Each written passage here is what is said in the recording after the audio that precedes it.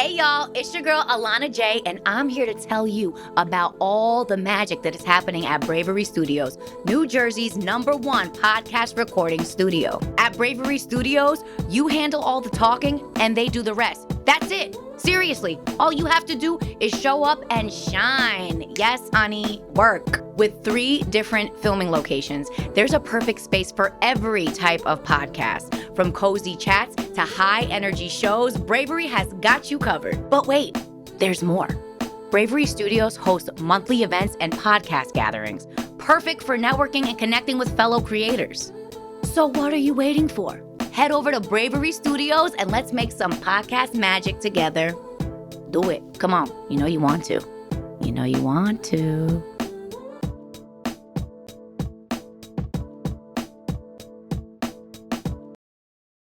All right.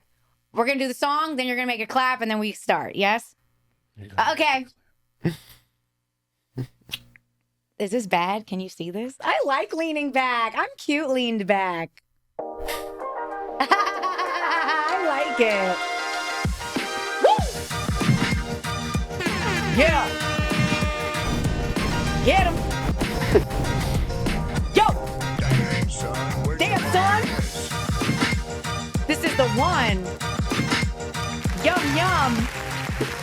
Hey, what's going on? We are here for another episode of Act Up with Alana J. Make sure you like and subscribe wherever you are tuning in from, please. On the YouTube, on the Spotify, on the Apple Podcasts, all right? Leave us a review. If you leave me a comment on the YouTube, I will shout you out. Wouldn't you love that? Wouldn't that be amazing? I'm looking at you, Mom. I'm looking at you. Do it! Just do it!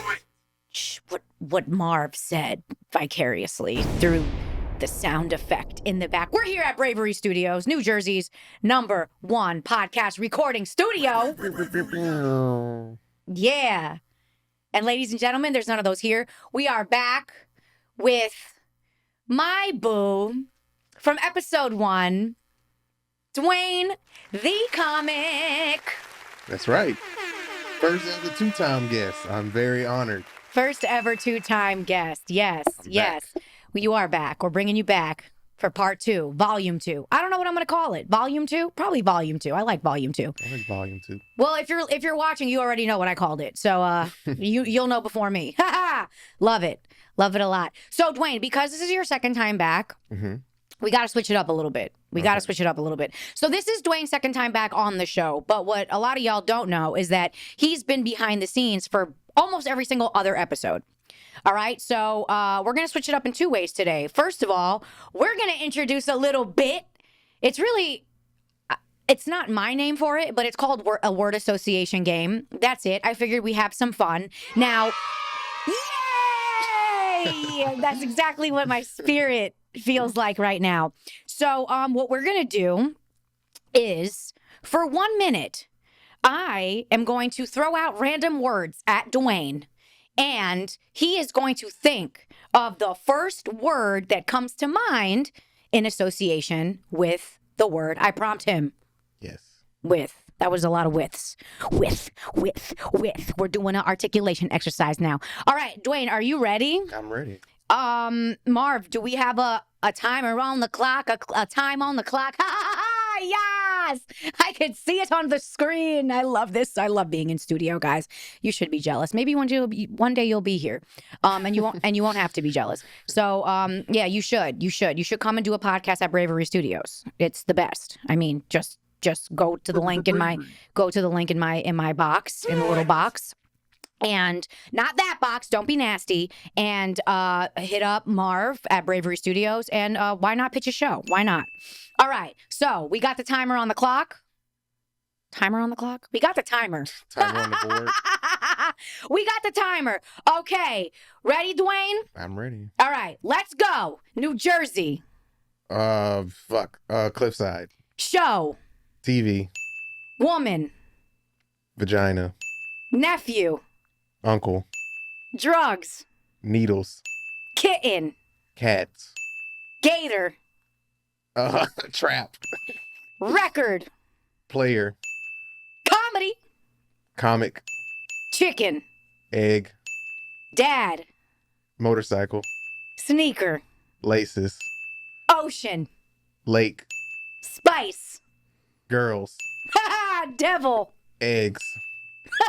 Cereal. Milk. Religion. Christ. School. Books. Pizza. Pepperoni. State. Louisiana. Tiger. Mask. Vegetable. Cucumber. Popcorn. Kernel. Door. Handle. Button. Shirt.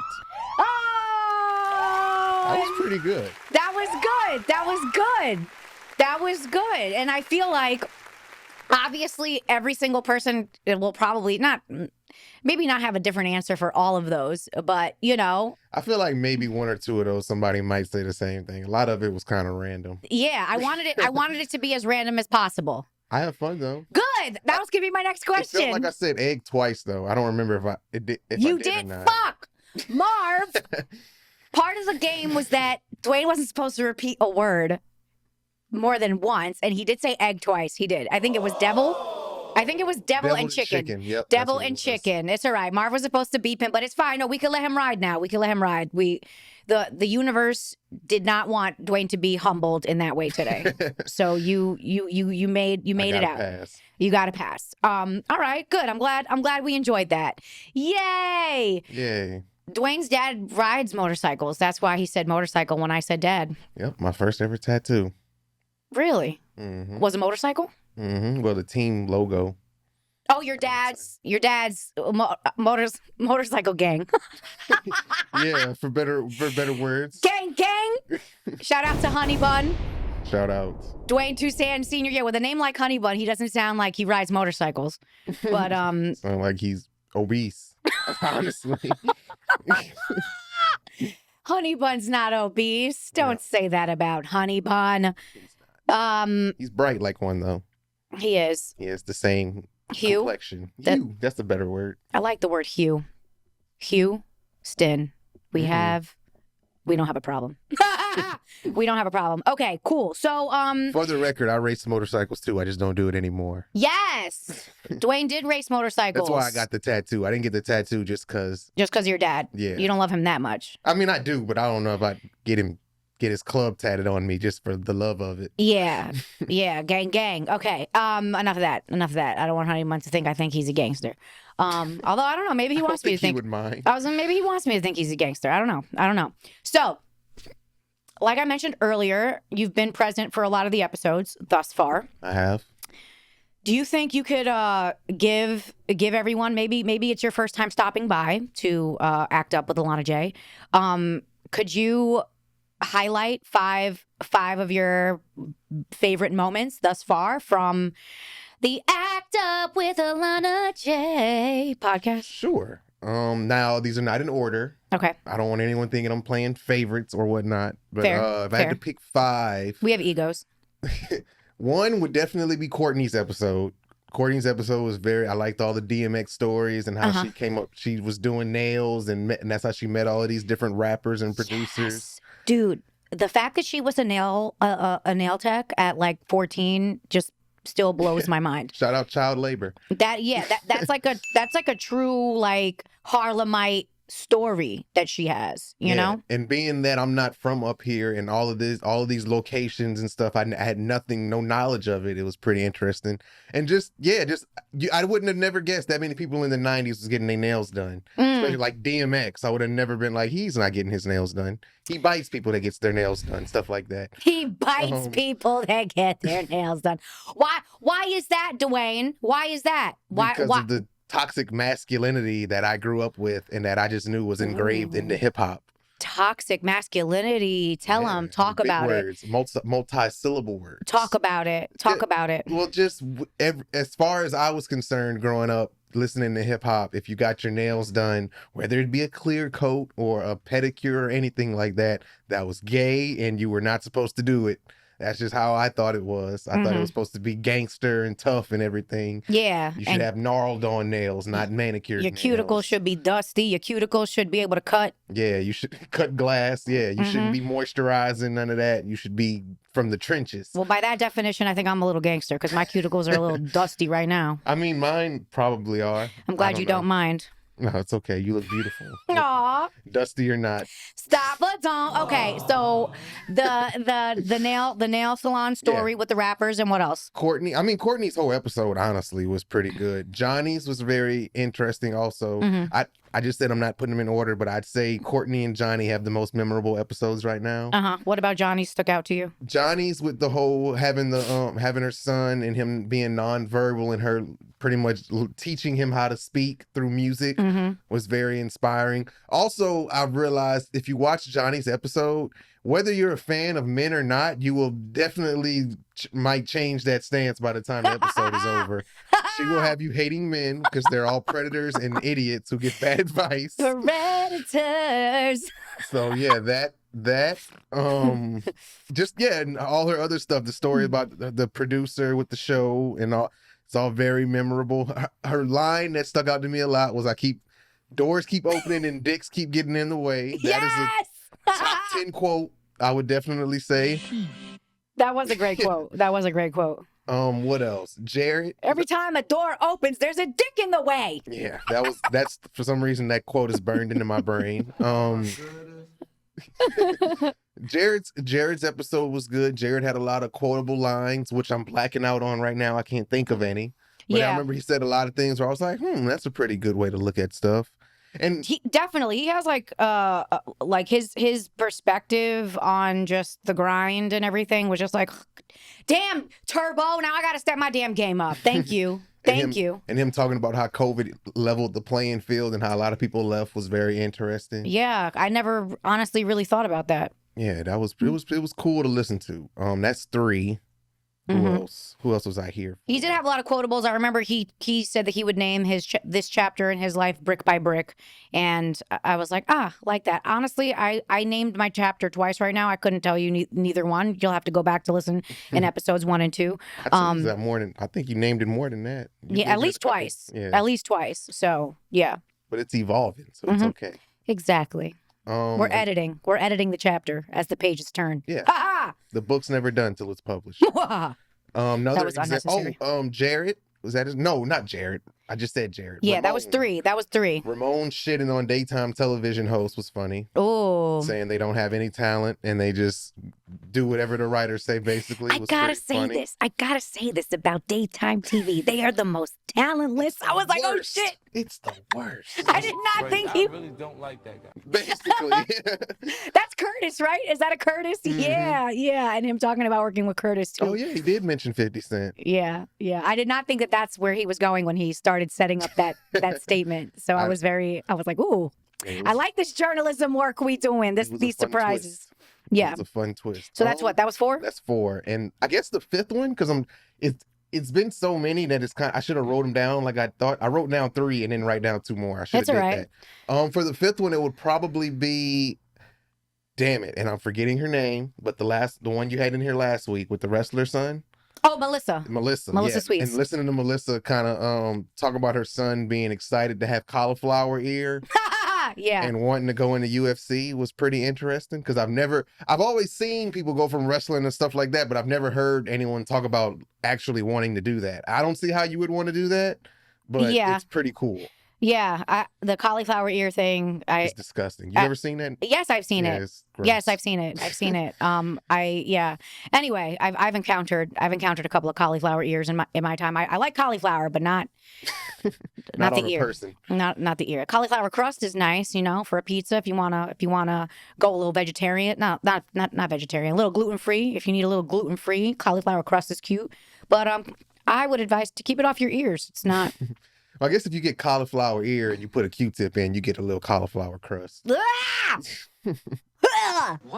No. I hope it doesn't work like that. I don't think it. We're gonna have to circle back and do some cauliflower ear research because I thought it was clever wordplay. I guess not. It was, but it was clever wordplay, but it was also a very distinct visual that made me want to Coming vom a from little the bit. strawberry milkshake comedian. Listen, they don't know my visual. They don't know my disgusting visual. Maybe one day they will, but today is not the day. You might have to And put that it's behind a paywall. it's the Napoleon. It's the Napoleon. Napoleon ice cream. Neapolitan ice cream. Yeah. But that's for another time. That's for another time. Okay. Awesome. Well, thank you for giving us your list No of memorable moments. I Y'all go appreciate check that so those much. out. Please do. Please do. And you mentioned Melissa's episode. Mm-hmm. But the listeners, I don't believe we talked about this when you came the first time. But going back to wrestling, you're also a wrestling fanatic, I would say.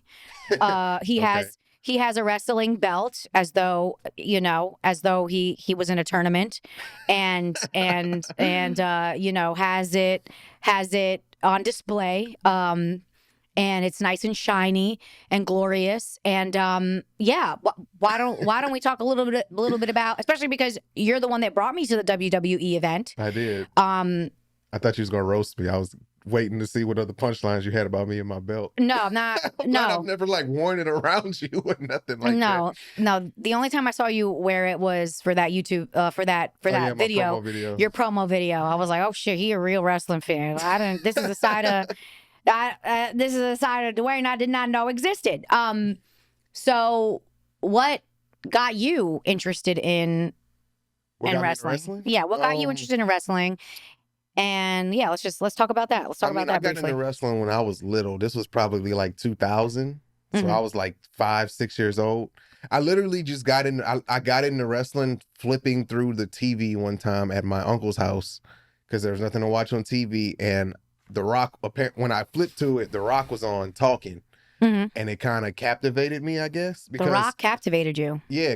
Why? Because his name's Dwayne? Nah, I didn't know that yet. I wouldn't know that for years, till years later. Interesting. Yeah, I didn't know that for a while. I remember when I found out, I was like, oh, that's pretty fucking cool. But no, it got me excited. If you watch The Rock, especially you can watch him now, it's all the same. But The Rock was basically a stand-up comedian that beat people up on WWE. He would go out and he would just talk shit and just roast you for a good 5 minutes, and then you'd come out, they'd fight, and it'd be over. So I would watch him and just laugh my ass off till he fought, and then I'm a little boy, so any type of fighting is interesting to me. So it's okay, this is something I could get into this, and then I kept watching it after that. So was it funnier to you or more? Well, no, because violent. It was both. Because at that time I was still at the point where I thought it was all real.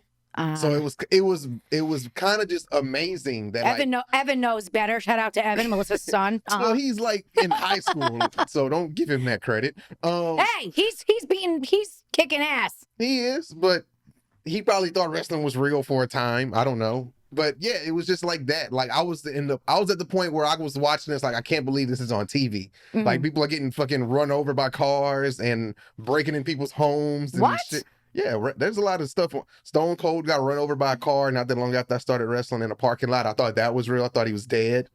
How did he not die? I mean, it was a stunt. It was planned. But they dropped Stone Cold again. He picked somebody up in a floor cliff that was in a car and dropped the car with them in it. What? I thought that was real. Voluntarily, he got into a car to get dropped? Okay, now I'm gonna sound like a nerd because I'm breaking all this down. But Triple H was in a car in the parking lot. They were fighting. Okay. He was running away from Stone Cold, so he got into a car.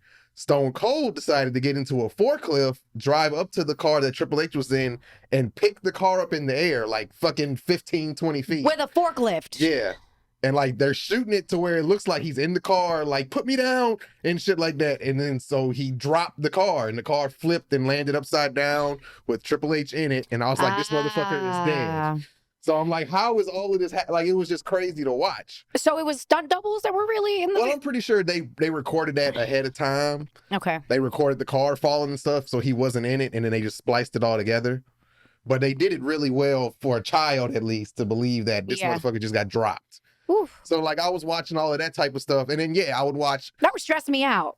I mean, that's stressful. It's very intriguing. Watching Is It Cake is stressful to me. I don't know if y'all are familiar with Is It Cake on Netflix. I think everyone is. Where a bunch of bakers go on and try to bake the world's most realistic cakes, and then they bring in judges and they have decoys Yeah. One of the cakes was a toy box with toys. Judges came in, remember? Yeah. And then they line up a real, for example, toy box next to the cake that's shaped like a fucking toy box, and then you got to pick which one. It is so stressful. Cake is one of my favoriteest things, most favorite things.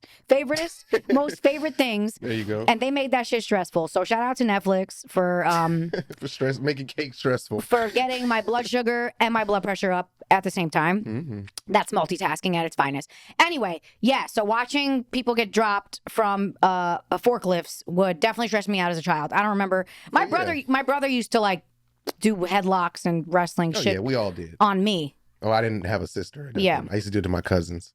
Especially when UFC became popular. Then we really started doing shit on each other. Your girl cousins too? No. Just your boy cousins? Yeah, I don't really have that many. Well, I'm lying. I do have a lot of girl cousins. Yeah. But they're not my age. Oh. So, yeah. Older?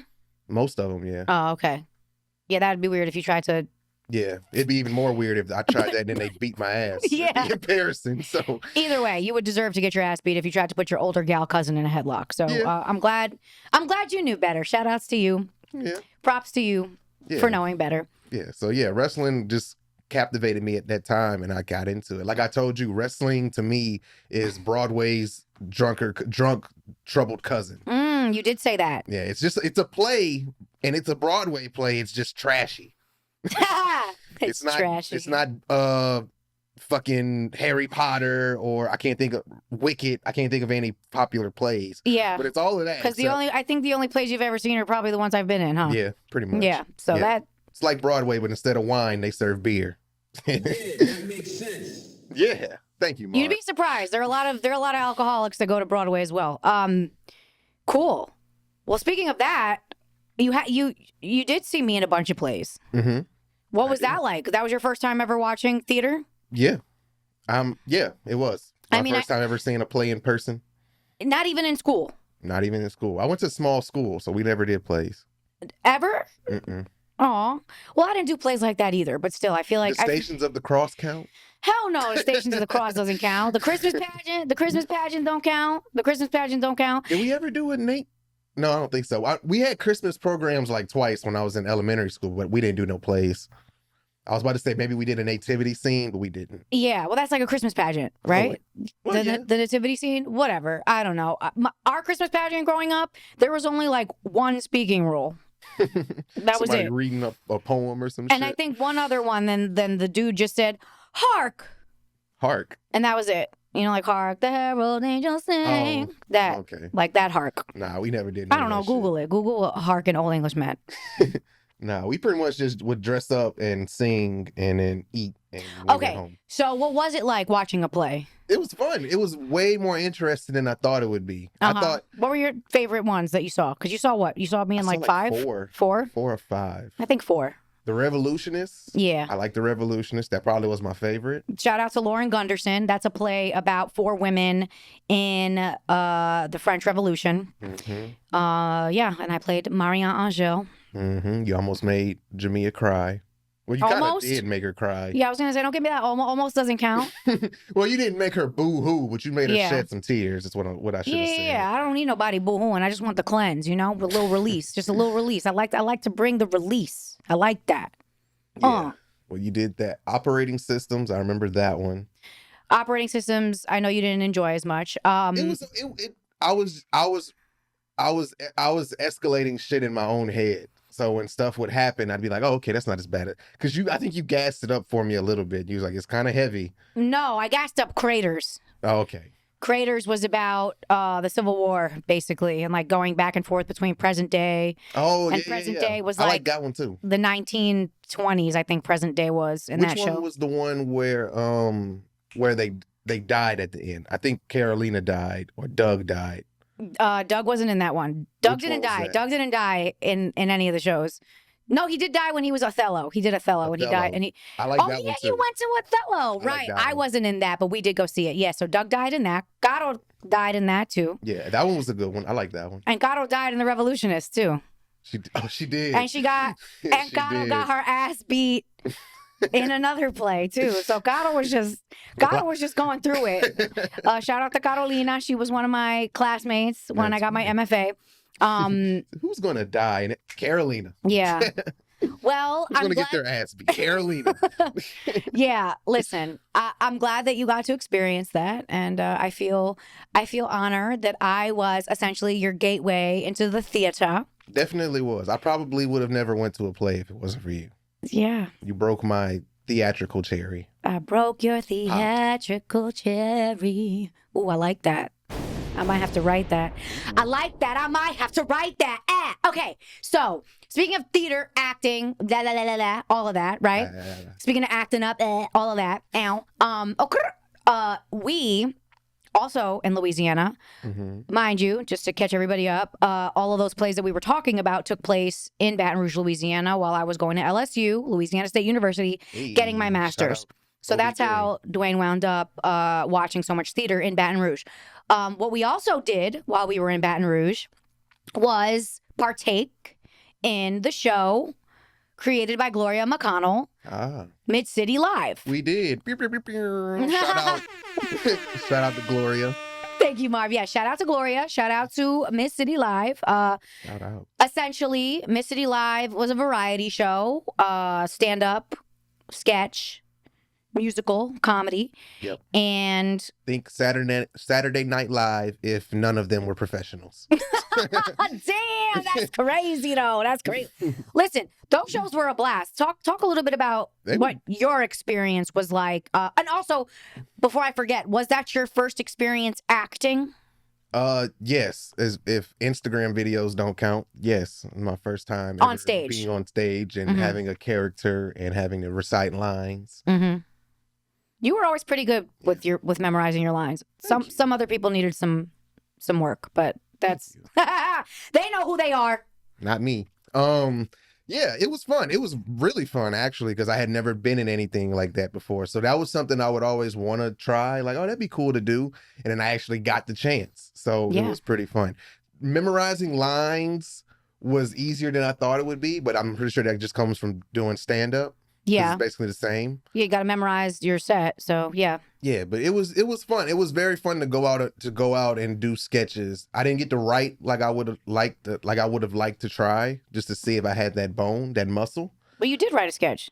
Well, yeah, but it came from stand-up. Like I didn't write anything, just sit down and write a sketch from nothing. Like I took some stuff that I had and made it into a sketch, which counts. What the hell is wrong with that? Counts, but that's just me talking shit about myself, I guess. I don't know. I mean, yeah, there's nothing wrong with repurposing content for multiple things. Yeah, and that sketch worked great. It was, I would say it was the best sketch, at least the first time I did it. It was the best sketch on the show. Lake Charles, it was pretty good too. It didn't go off as smooth, but it was good. So that was fun. And yeah, just the whole experience. And we got to do it like, I think I did 4 of those shows. And I got to see it grow over time. That was cool. Yeah, it was fun. The rehearsals were always fun. Just I enjoyed the whole process, honestly. Like people would show up late and bullshitted and stuff like that, but I was always there when I could be, and I enjoyed everything. Like it was a blast. Good. I thank you, Gloria. Thank you for letting me be a part of that, and hopefully I can do something like that in the future. But yeah, I don't have any I don't have any complaints about it at the end. It was fun. Yeah, I think for me, the coolest thing about being a part of that show was that there was really nothing else like it happening in Baton Rouge. That's the coolest. Louisiana. I mean, perhaps. I think in New Orleans they were doing something similar, but and there's stuff like that that goes on in New Orleans. I only say that because the first time I ever went to Louisiana, I went to New Orleans in 2018 for a comedy festival, for an improv comedy festival. Oh, that's the DMXX. DMXX. Shout out to DMXX. We did hip hop improv, and we were part of a festival. So they were at least doing improv and stand up together. But y'all brought that in though.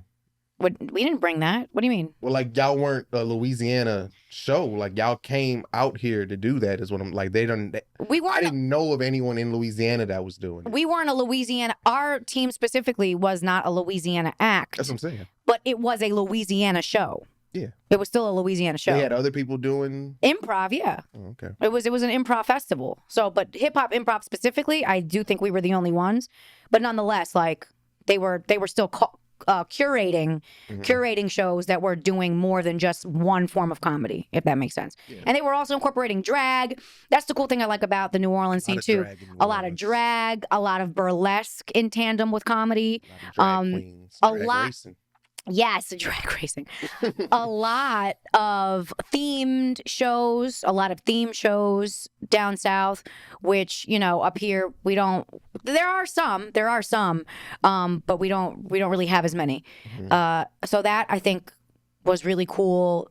Again, just really cool to be a part of something that was so unique to the area that we were in, to the market that we were in. And everybody was nice and cool with each other in the beginning. Everybody was a nice group. Yeah. Everyone got along and we worked together good. We gelled together great. And then, yeah. And I think the coolest thing about it, too, being so unique, was the fact that we would sell out. Yeah. We would sell these shows out. Like, now that you've experienced doing some shows in New York City, you can, I also appreciate the fact that while we were in Louisiana, we did get to perform in some packed, like, yes, in New York, we do get the opportunity as well to perform in some packed houses, but because the volume, the saturation, it's so oversaturated with comedy, it's really hard to sell your shows out in New York. Yeah. You know, it's really hard. So... Yeah. Yeah, again, New York has definitely given me an appreciation that I did not have when I got out here for doing all of those packed shows. Down south. Now, New Orleans will give you a taste of that. Oh, for sure. Because New Orleans, you have a very high chance that you're going to do a show for 5 people. Yeah. Now, Baton Rouge. Or two. Yeah, or none. I remember doing some Jinx shows and thinking we had a crowd. No, those people were just there for the mic after the show. Yep. So it was basically a glamorous or not. Or you do an extended open mic. Or you do a show at a brewery or something like that, and it's like 12 people in there, and then as soon as the show starts, everybody gets up and leaves. Yep. Like, oh, y'all was just eating. Y'all weren't here for this. Okay. Listen, slinging yuck yucks is a hustle. It's not easy. It is not all fun and games. You were like that's why I remember waiting on famous comedians like David Spade, Chris Rock, even the first time I met Cypher Sounds. And I just remember I wasn't a comic yet. I really wasn't doing anything with comedy at the time. This is like 10 years ago. And just thinking to myself, like, wow, like, they're comedians. Like, you would think they'd be, you know, beaming rainbows and shitting sunshine, jolly and shit. You know, farting unicorn dust and Santa Claus. Yeah, like bubbles coming out of their mouths or something when they laugh, and that's just not the case. And then when you start pursuing comedy even a little bit seriously, you understand why. You're like, this is not a joke. It's not a joke. It's not a joke. Cypher Sounds a comedian back in this time? Yeah. This was during this time, Cypher Sounds was doing a show called Take It Personal at UCB, which has come up on the show. The Upright Citizens Brigade Theater has come up on the show multiple times now. And I actually was there this past week. Shout out to Bragging Rights. Shout out to Matt.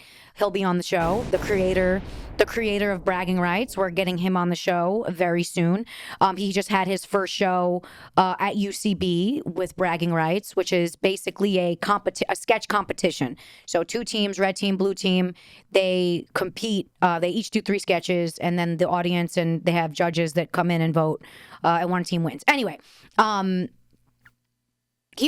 Sounds was doing a show called Take It Personal, where it was an improv show, but he tapped into his hip hop network, his hip hop community. Angie Martinez was on the show. Basically, he would have somebody come in, a guest who is a staple in hip hop culture. He would have them come in and tell a story or stories, and his team, called A Tribe Called Yes, would perform scene work based off of the story. Oh, okay. So one time I covered Angie Martinez's show, and I actually got to interview her afterwards as well. Shout out to the selfie on Instagram. Yes. All this time I've talked about Angie Martinez, I never talked about the fact that I met her and interviewed her. That's so funny. Too busy talking about her dying. Stop. We're not going to talk about that anymore because it's not serious and I don't want to get canceled for that. I want Angie Martinez to live forever, okay? To be clear. I just have to say that. Anyway, anyway, so Angie told a story. Angie told a story about how Big Pun gave her a weed brownie. I believe it was Big Pun. Big Pun gave her a weed brownie on air, and she didn't know. And she didn't partake in cannativities and Cannabinoids. And yeah, she didn't do that. She said cannabino to cannabinoids. And she got zooted, and basically she was on the air on Hot 97 out of her mind. Out of her mind. She told a couple of other stories too, but they improvised that scene, and it was really cool. So that's the show that Cypher Sounds was doing at the time. And he was also doing stand-up comedy. He was. I don't know how deep into it he was at that time, but he was doing stand-up comedy because I did go with him to a show at the Stand back then. So, and I told him, I'm going to try stand-up this year. And he was like, when? January or December? I started 3 years later. So it takes what it takes. Comedy is fucking hard, bro. It is. Just getting on stage. That's the hardest part. Just having the ovaries. No, it's not. But I mean, that's one of the hardest parts. It is the first year. I would say, would you agree? In the first year, the hardest part is just forcing yourself to get on stage over and over and over and over and over. Definitely, especially the first time is definitely the hardest. Trying to get on stage that first time, and not even the sign up process. Literally getting on stage and grabbing the mic is the hardest part in the first year. And after that, it depends on how you do that first time. Because if you bomb that first time, then that second time is going to be twice as worse. But yeah, getting repeatedly on stage is definitely the hardest part, I would say, that first year. I feel like I've heard a lot of stories of people killing their first mic and bombing at their second. I did pretty good. That was my story. My first mic, yes, I did pretty good. My first mic, I did pretty good too. Where was yours? I don't think my second mic I did though, and I was like, "Oh, why?" Because this went great a couple weeks ago or whenever it was, you know. And that's the thing. That's the feeling that you have to get comfortable with and learn how to manage. Yeah. Like knowing that the greats of the greats say this as well. Sometimes the same material will not kill in front of a different audience. A lot of times. That comes with doing it a lot. You'll learn that. Because the first time it's definitely shocking. Like, this joke kills everywhere and no one's batting an eye in this room now. So right. It takes a second for you to realize, like, oh, it was the crowd, or they didn't want to hear that type of shit. And I think where the mastery comes in is being able to deal with that and not take it personally. You know, like, you kind of have to. And hi, my name is Alana, and I'm an incredibly sensitive human being. I take everything personally, and it's something I work on, but it's something that I know about myself. So having that mechanism, developing that mechanism to know, like, okay, it's not about this is not determining your worth in this moment. Let's just now we need to just react to what happened. Yeah. If you just react to what happened, if you just acknowledge what happened, half the time they get on your side for your next breath or whatever. That happened at the show we did last week, because I messed up a joke. Well, that was this week, a couple days ago, and I messed up a joke. And normally you would just, if you mess up a joke, you would try to just move on and not acknowledge it or not let them know that you messed up a joke. But I said it, which I really don't know why I said it, but I was like, damn, I messed that joke up, and I feel like y'all can tell.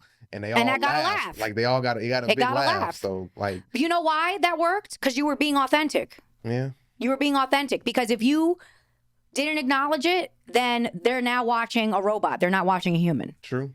That's the thing. That's the thing. And I talked to my, Ace, shout out to Ace Reyes. We talked about this a little bit because we both came into stand-up through acting. We were both actors first. So something that she brought up that I didn't think about, but I know it messes with me too, is like the thought of needing to be word for word, the thought of needing to get all the words out. Sometimes in our actor brain, we think that we can fall into that being the most important thing, when no, in fact, the most important thing is being fucking present. Pardon my French. It's being present, and when things come up like that, being authentic and reacting. Because guess what? You have to say what everyone's thinking. Yeah. That's what you're doing. That's what you're doing. Yeah. So, Yep. And I say all this for myself too. You know, these are things I need to work on. So I like that I get to talk about them with you, you know, and others like yourself. That's So. also, we keep going back to first year comic problems. That's also a big problem people have their first year is I got these jokes, I wrote them down, I wrote them down, and I need to do these word for word, Right. like a script. Because I remember being at work my first year doing comedy, and every day I'd be at work, I'd be walking around the store, I'd have my phone in my hand, and I'd be doing my jokes just repeatedly, and then trying to memorize them, and then I'd go out there and do them the same exact way, which also will fuck you over because I would also time it. Yeah. And I'd go over and be like, all right, I got exactly 10 minutes of material. And then I'd go out and I had 2 minutes because I ran through everything. Like that's a big thing, but it takes so long to get comfortable enough to be able to not recite stuff word for word and kind of just go off of how you feeling and what the crowd's doing. Well, it's a balance. Yeah. It's a balance because you do need to know your act or your jokes. You need to know them back and forth, but you also need to have that flexibility. Yes, that's what, yeah. And that just, honestly, it just comes with reps. It just comes with reps. You know, how many times have you been on stage and a joke that you've been doing forever, just in the moment, you do something different with it that you weren't planning on doing, you know? Yeah. And then the joke changes. And then the joke changes and you're like, oh, wow. Now I need to do it every time like that because it worked better that way. You know what I mean? Yep. So you have to, the magic lies within the structure. You need the structure and then you know what I mean? Yes, exactly. So you need both. Okay. Wanna segue real quick into live comedy shows that we've been spectators at. So we also recently saw Kevin Hart. Yes. The great Kevin Hart. Shout out to Kevin Hart because I know he's listening. And the Plastic Cup Boys. Shout out. And the Plastic Cup Boys. Yes. I'm a dumbass. I'm like, why they call themselves the Plastic Cup Boys? Because they drink in solo cups. And you're like, yes. And I'm like, oh. Well, I mean, that doesn't make you a dumbass. You hit the nail right on the head. I know, but still, I felt estúpido, a little estúpido, but it's fine. Everybody was amazing. So, yeah, what was that show? What was that experience like for you? It was fun. It was really cool. It was cool just in the sense of the show and that he killed it. Yes. But Kevin? it was yes. Specifically? I mean, they all did great. They did. I like how Spank, I think it was Spank. I like how Spank came out and like, oh, clearly y'all motherfuckers ain't here to see me. So let me just do my jokes and get out of here. Yes, I loved that. I loved that. Because that's what that was him being authentic. Yeah. That was funny. I also thought Joey saying the wrong town name was funny, and then Kevin getting on his ass for it. Yo, I thought that was funny. Kevin went in on him. Joey, what was his last name? Wells. Joey Wells. Shout out to Joey Wells. I felt like it was like it was like 3 minutes. 4 minutes. 4 minutes. Just roasting him. Just on roasting him off of that one error. It was hilarious. I'm like, wow, I don't know if he just had that in his back pocket. Anyway, go ahead, carry on. Yeah, then he did a callback to it. Yep. So that was funny. But yeah, but that was just the show and seeing it was fun. It was cool and fun. Mm-hmm. But it was also so cool to see Kevin Hart in person. Yeah. Because like I've told it on a couple of podcasts, like if it wasn't for Kevin Hart, I probably would not be doing stand-up comedy. Because I would have never, not because I love him so much, but because I wouldn't have known how to do it. I wouldn't have known how to get into it. I didn't know about open mics or anything. I barely knew stand-up comedy was a thing. Kevin Hart told you where the open mics was at? He told me what open mics were. Like he did. When did he tell you that? Well, he didn't tell me personally. Yeah, but when? But, on, you know what I'm saying? I want to say it was Let Me Explain, one of his specials. Either Let Me Explain or Laugh at My Pain. They rhyme, bars. One of those two, because he talks about in the beginning about how he got started. And he's talking about like, yeah, I used to go to open mics and stuff like that. And I was like, what is an open mic? So I got on Google and looked it up, and that's how I found open mics in Houston, and that's how my journey got started. So like just seeing all of that was like, damn, this is crazy. And then just seeing him work out in person, was very cool to see him go through stuff, and everything was hitting, but you could kind of tell he was still working on it. Mm-hmm. It was just very cool to see his process in person, and also see his process being worked out in front of that many people. Yeah, it was very cool. I loved how Kevin Hart was able to laugh at himself. And we talked about this a little bit afterwards. You were like, I wonder if that was like written in those moments. And I mean, if it was, shout outs to you, Kevin, because that felt incredibly genuine. Well, I mean, it always is. Just not saying that it felt ingenuine. It's just he does that, and everything I've watched him in, he has a point where he laughs at one of his jokes. Well, he thinks he even said it. He was like, I'm sorry, y'all. I'm sorry, y'all. I think I'm fucking hilarious. Yeah. I'm sorry, y'all. And that's so relatable. That's so relatable because that happens to be. I've laughed at my own jokes, so I can't. Me too. Yeah. Especially, I tend to laugh at my jokes more when they hit really hard. Then that your big laugh makes me laugh. Especially if it's one of those jokes like, oh, this is just a stupid little throwaway joke. And then when they die, it's like, oh, y'all really like that? Yeah. Okay, I guess I'm funny. Yeah. So anyway, that was really cool. And we had to lock up our phones for the event. So Kevin at one point made a comment. He was like, a segue. He was like, this joke is the reason why. Yeah, this is why I locked y'all phones up. Y'all lock your phones up. And I'm not going to, no spoilers. You got to watch when the special comes out, Acting My Age. No spoilers. So shout out to Mo Amer. He opens up for Dave Chappelle. He was the first person ever seen do a joke about locking phones up. Because I think he's Muslim or something like that. I'm pretty sure he's Muslim. So yeah, when he opened up, like he was like, man, I don't know if y'all noticed about me, but I'm Muslim. And he was like, ha ha, and y'all phones locked up. Y'all can't go nowhere. And like basically like a terrorism joke. Yeah, but it was funny the way he set it up and did it. Because everybody was dying. And that was the first time I ever had my phone locked up. So it worked. It was funny. Yeah. I have to watch more of him. He's done. He had a TV show. Yeah, I know. I've only watched him that day, so I can't say I know that much about him. That was when we went to see Dave Chappelle live. He opened. Did he? He probably did, but we saw him. I don't remember seeing. I don't really remember the openers from that day. The one I'm talking about was the first time I saw Dave Chappelle. Oh, okay. Yeah, he was there. I'm pretty confident he was there too. Because I remember we got in late. I'd say I checked my phone, but I can't. Everyone got in late. Yeah. When we went to see Dave Chappelle in New Orleans at the Smoothie King Center, everyone got in late because that locking up of the cell phone process. We got in trouble for trying to cut the line. And everyone was cutting the fucking line. There was 100 people cutting the line. Everyone was cutting the fucking line, but of course, our light bright looking asses. Yeah, of course, security won't come right up to us. We're the ones that get caught. So sorry, Dave. Yes, we did try to cut the line at your show at the Smoothie King Center, but that shit was a mess. That was very disorganized. It's a mess. I know that wasn't your fault, but it's fucking New Orleans when they shitty security, and then I gotta take claim for my Louisiana people. We don't like listening to rules, and we think we can just fucking sneak by and get in as quick as we can. So that fucked it up even worse. Yeah. So yeah, it was a clusterfuck in all of the right words. It was a clusterfuck outside, but once we got in, it was nice. It was great. What was the name of that special we saw of Dave? Oh shit! I don't remember. It's the one that just came out. Because I remember on the screen before it started, it had a different name. And then when it came out on Netflix, it wasn't that name. Okay, well, so I don't remember. We'll do some research and make sure we tag the right special. The last special he dropped in post. The last special he dropped. So, who was your favorite? The Dreamer. The Dreamer. That's the name of it. Okay, shout out to Dwayne, the Dreamer. Who was your favorite comic that you saw live?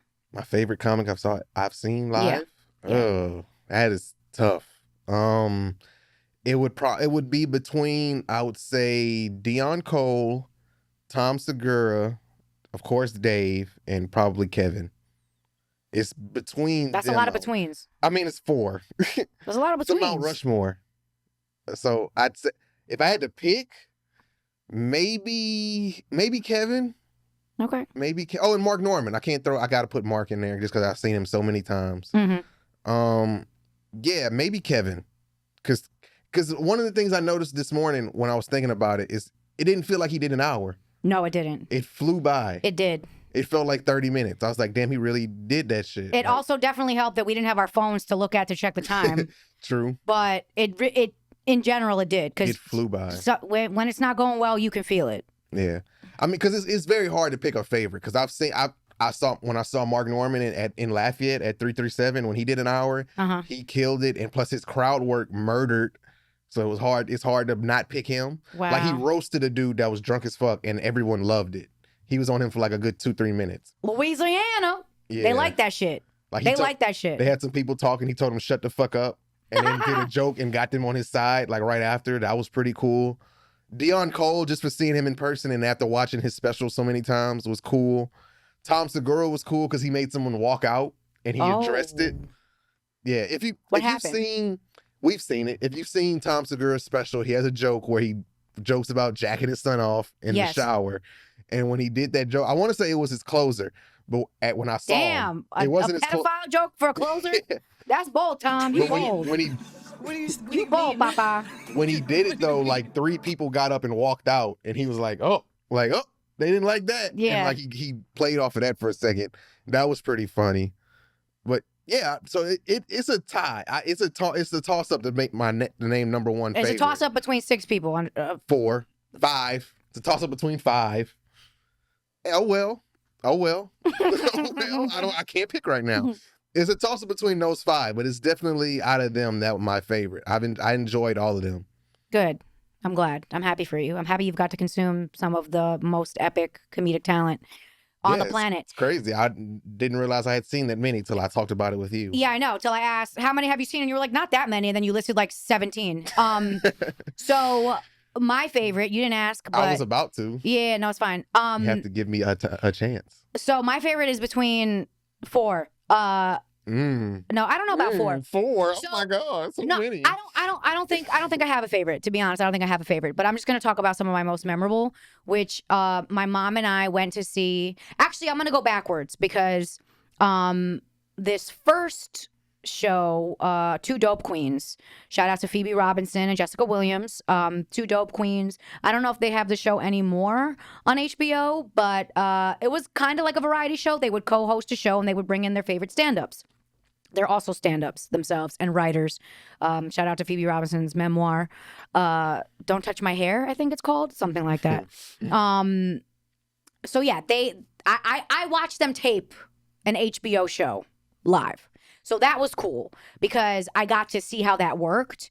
And I don't think at either Kevin Hart's show or Dave's show there was any let's stop and come back. But I saw that at the 2 Dope Queen show and I was like, oh, this is interesting. Just to see the production, the reality of how the production goes down. What were they stopping for?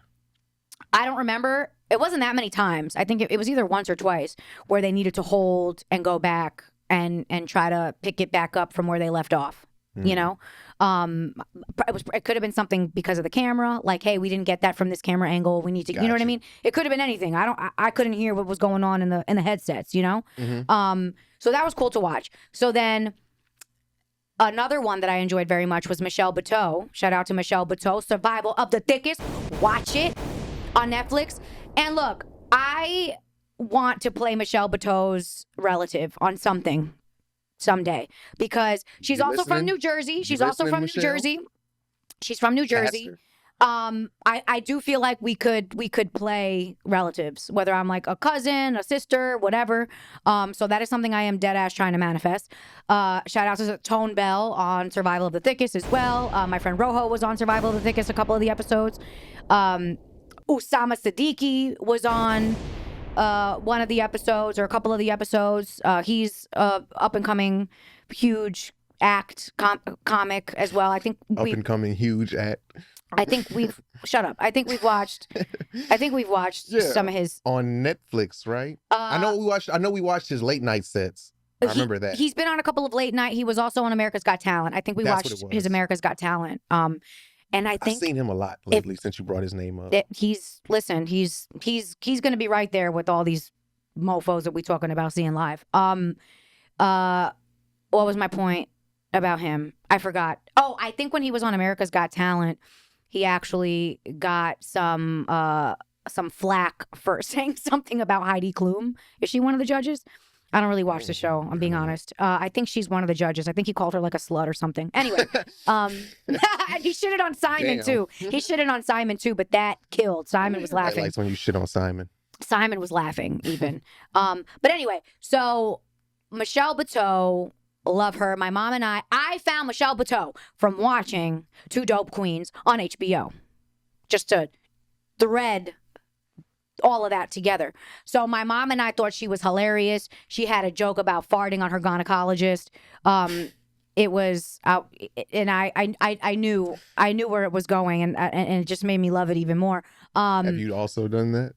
I don't think so. Not on purpose. Listen, I wish That's what the gynecologist did. I wish I could have said that I farted on my gynecologist, because farting requires your muscles down there to be relaxed. And when you're at the gynecologist, it's not the time to be doing Kegels, because they stick those forceps in you and open you up like a clam. And you got to be relaxed for that. So I would like to fart on my gynecologist at some point, just for the sake of knowing that my muscles are relaxed. Yeah. But anyway, so my mom Life and I goals, everyone. I took my mom to see Michelle Buteau's Hour at the Bell House, maybe. It was in Brooklyn. We went to Brooklyn. We went to Gowanus, I think, for this. And Janelle James, who is on Abbott Elementary, she's won so many awards for the principal on Abbott Elementary. Janelle, stand up? She was her, yes, you can't tell? Oh my God, she's hilarious. She was her opener. Oh. Janelle opened for Michelle at this show, and it was, I got to put on for the ladies. I got to put on for the ladies. That was probably my favorite live show that I've gone to. Just because also Michelle was taping, and her authenticity, there were moments where she was just like holding her drink and like trying to find her straw without looking away. That was hilarious to me. Just her physicality and the way she uses, I almost ate the mic, the way she uses her voice are what makes her resonate with me so much, because I feel like I'm very similar in how I use my voice as a comic. And she's also a great actress. Like, she's really good on the show Survival of the Thickest. She's really good. So anyway, and of course I've also loved watching Rosebud Baker live as well. And there are so many other women comedians that I would love to see live, but haven't had the opportunity to yet. But those are definitely some of mine. Rosebud too. It's hard to name anybody that we saw at Fully Loaded because they only did like 10 minutes. Right. And I enjoyed Rosebud. I enjoyed Ralph Barbosa. Yep. I really enjoyed Chad Daniels. Chad Daniels was the one who had the religion joke and somebody left. Yeah, that was I was like, oh, we in Louisiana. Don't tell jokes about the Lord. Shout out to the dude who thought he was going to be able to disrupt a comedy show in a fucking arena. Right. Where the stage is 10 feet tall and you're not going to get up there. You really thought you'd be able to walk up and be like, hey, come here. I didn't like that joke. Like, get the fuck out of here. Bye. Like, mind you, one of the other comics, Big J, the first word, yeah. I'm not gonna say it because I'm not trying to get canceled, but literally the first thing out of his mouth was, "What's up, F?" What? Look at these. Look at these F. You know what's. So I asked this last time, y'all. If you haven't noticed something about me, I can make very simple things very complicated. It's something that has worked for me and against me in my life. This one thing that I want to simplify is I've been asking this long-winded question about a God shot, right? When really I need to just align it with the title of the show. What is one way that people could act up to be better today? Last time, right? Acting up, that's what we're doing. I'm trying to repurpose the thought of, acting up is negative to making it positive, right? I'm trying to change the connotation, right? So in acting up, we're doing actions to improve our lives. What is one way you recommend people could act up today? You can't say breathe, because that's what you said last time. Oh, yeah? Okay. One way. I would say I was going to say be consistent. That work? Is that a good answer? Okay. Absolutely. That's a good answer. Stay consistent. Work hard to be consistent. Like, that's my biggest problem sometimes, is I'll get distracted with something else and I won't do something that I needed to do, or I'll set a goal, I'm going to do this X, Y, Z amount of times, and then I don't do it.